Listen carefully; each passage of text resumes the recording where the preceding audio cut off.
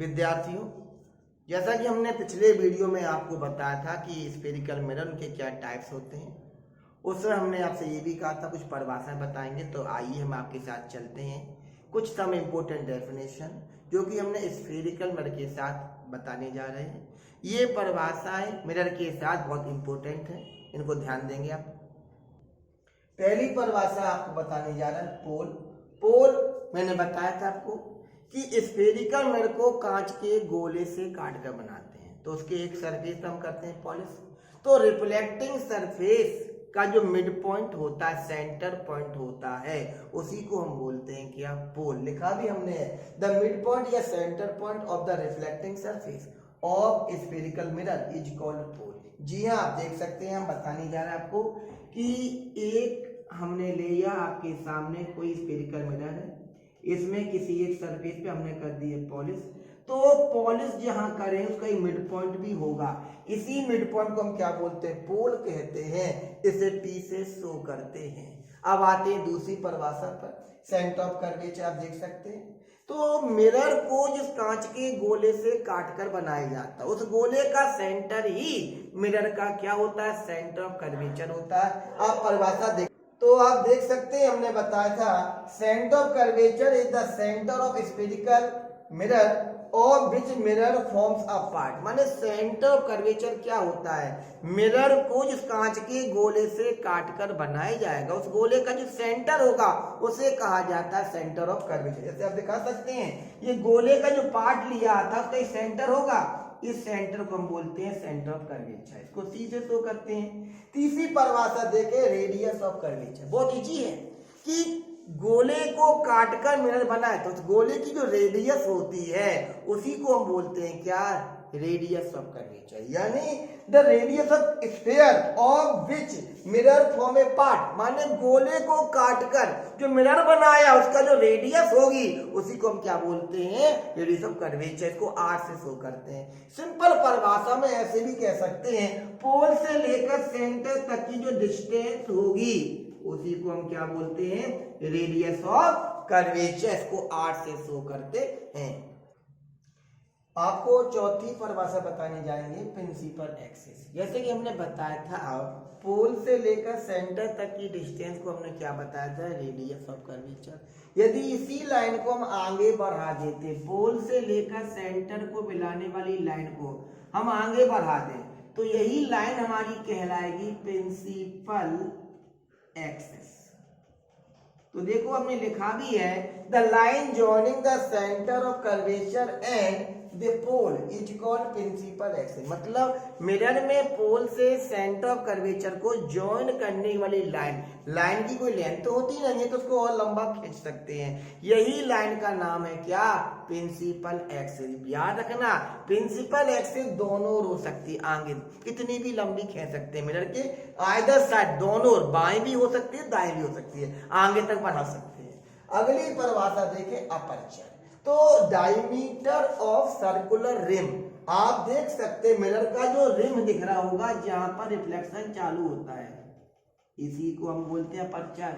यानी जहां तक रे आती है, मिरर को रखा सामने, रे आ रही है, तो मिरर पे जहां तक रे आ सकती है उसका डायमीटर जो है, उसी सर्कुलर रिम के डायमीटर को हम क्या बोलेंगे, अपर्चर। यानी the diameter of circular rim of the mirror is called aperture. Mirror में सर्कुलर रिम का जो डायमीटर माने व्यास होता है उसको हम क्या बोलते हैं, अपर्चर। हिंदी में कहते हैं द्वारक।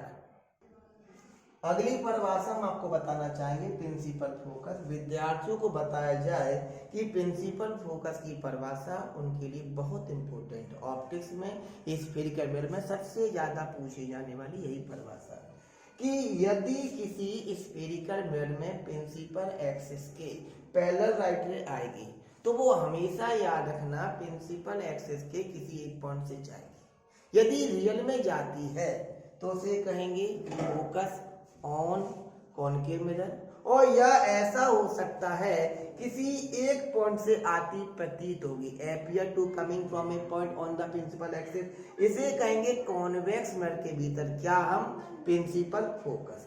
तो क्या कह रहा हूं, it is a point on principal axis, यानी प्रिंसिपल एक्सिस पर एक ऐसा point where the rays of light coming parallel to principal axis, जहां लाइट की रे क्या होती है, प्रिंसिपल एक्सिस के क्या आती है, पैरेलल आती है। मिरर से रिफ्लेक्शन के बाद लिखा है after reflection from the mirror, mirror से रिफ्लेक्शन के बाद they pass through the point on principal axis, ये रियल में किसी एक पॉइंट से होकर जाए प्रिंसिपल एक्सिस के, इन कॉनकेव, यदि ऐसा होगा उसे कॉनकेव मिरर के भीतर हम कहेंगे प्रिंसिपल फोकस। और ऐसा भी हो सकता है, और appear to come from a point on the principal axis, ऐसा हो सकता है कि ये किसी एक पॉइंट से आती प्रतीत हो, तो इसे कहेंगे इन कॉन्वेक्स मिरर के भीतर क्या, प्रिंसिपल फोकस, यानी the light ray coming parallel to the principal axis to the spherical mirror after reflection by the mirror they appear to come from a point और actually pass through the point on the principal axis, such type of point on the principal axis is known as principal focus in spherical mirror. अब अगली परिभाषा बताएं आपको, अगली परिभाषा हम आपको बताना चाहेंगे फोकल लेंथ। तो पोल से लेकर फोकस या प्रिंसिपल फोकस तक की डिस्टेंस को हम बोलते हैं फोकल लेंथ, यानी P से लेकर F की जो डिस्टेंस है उसे कहा जाता है फोकल लेंथ। तो distance between principal focus and pole is called focal length, PF को हम कहेंगे फोकल लेंथ। और आपको बताया जिसको स्मॉल f से शो करते हैं, आपको मैंने बताया होगा पोल और सेंटर के बीच का पॉइंट होता है फोकस, यानी focus is the mid point of pole and centre of curvature. It is always half of radius of curvature, ये हमेशा रेडियस ऑफ कर्वेचर क्या होगा, हाफ होगा। क्यों, P से लेकर C की डिस्टेंस को रेडियस कहते हैं, तो हाफ है क्योंकि आपका फोकस प्रिंसिपल फोकस क्या होता है, मिड पॉइंट होता है, तो इसका हाफ कहलाएगा। तो कहेंगे हम focal length the half of radius of curvature. अब अगली और आखिरी परिभाषा बताना चाहेंगे फोकल प्लेन। तो ऐसे इमेजिनरी प्लेन जो फोकस से होकर गुजरेंगे लेकिन प्रिंसिपल एक्सिस के कैसे होते हैं, नॉर्मल होंगे, उन्हें हम कहते हैं फोकल प्लेन, यानी the imaginary plane passing through the imaginary plane passing through the focus and normal to the principal axis। ऐसे इमेजिनरी प्लेन जो फोकस से तो पास होना चाहिए और प्रिंसिपल एक्सिस के क्या हो, परपेंडिकुलर और नॉर्मल होने हम कहते हैं फोकल प्लेन। आपको चित्र में दिख रहा होगा ये डॉटेड लाइन को कहते हैं क्या, फोकल प्लेन। हम इन सभी प्रकार की परिभाषाओं को एक साथ चित्र में दिखाएंगे, आइए देखें। तो देखिए हम आपको एक एक करके दोनों प्रकार की मिरर में दिखाएंगे, ये सभी 8 प्रकार की डेफिनेशन को सभी लोग ध्यान से देखेंगे। ये हमने आपके सामने बाहर कर दिए पॉलिश, जब बाहर करते हैं हम पॉलिश, इसे कहते हैं कॉनकेव स्फेरिकल मिरर। और यदि हम इस प्रकार से बनाते हैं और अंदर कर देते हैं पॉलिश, तो इसको हम कहते हैं क्या, कॉन्वेक्स स्फेरिकल मिरर। अब आप आगे ध्यान देंगे, इसका रिफ्लेक्टिंग सरफेस का मिड पॉइंट हमने कहा था पोल होता है, इसका सेंटर कहा था हमने सेंटर ऑफ कर्वेचर होता है, मैंने परिभाषा बताई थी आपको। P से लेकर C तक की डिस्टेंस को हम R कहते हैं, इसका नाम होता है रेडियस कर्वेचर। और P से C की दूरी को हम बढ़ा देते हैं, लाइन जॉन करके आगे लंबा कर दें, इसका नाम मैंने बताया था आपको प्रिंसिपल एक्सिस। यही काम मैं यहाँ कर रहा हूँ, इसका मिड पॉइंट ये ले लिया, पोल कहलाएगा, और ये इसका सेंटर होगा, इसको जॉइन करेंगे, क्या बन जाएगा, रेडियस ऑफ कर्वेचर। लाइन को आगे लंबा कर देंगे, इसको कहते हैं प्रिंसिपल एक्सिस। इसके बाद हमने आपको बताया था इसका ये अपर्चर कहलाता है, ऐसे यहाँ भी इसका नाम अपर्चर होता है। इसके पैरेलल एक लाइट रे लाएंगे तो ऑलवेज किससे पास होगी, एक मिड पॉइंट से पास होती, इसको फोकस कहते हैं, इसका नाम मैंने बताया था प्रिंसिपल फोकस। लेकिन कॉन्वेक्स में मैंने कहा था पैरेलल तो आएगी लेकिन किसी पॉइंट से आती प्रतीत होगी, मिड पॉइंट से। तो देखिए मिड पॉइंट से आती प्रतीत हो रही है, आपको दिख रहा होगा, इसका नाम होगा प्रिंसिपल फोकस। और इससे होकर जाने वाला जो आपका इमेजिनरी और नॉर्मल प्लेन है, इसका नाम मैंने आपको बताया था फोकल प्लेन।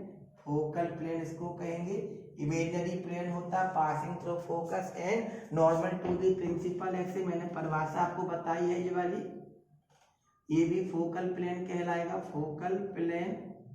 और मैंने एक बात आपको बताई है, P से लेकर F तक की डिस्टेंस को फोकल डिस्टेंस कहते हैं, F जो कि रेडियस ऑफ कर्वेचर का आधा होता है। इस प्रकार हमने दोनों मिरर के भीतर 8 परिभाषा को रिप्रेजेंट किया है। अब अगले वीडियो में मिलेंगे आपको अगली परिभाषा के साथ। धन्यवाद।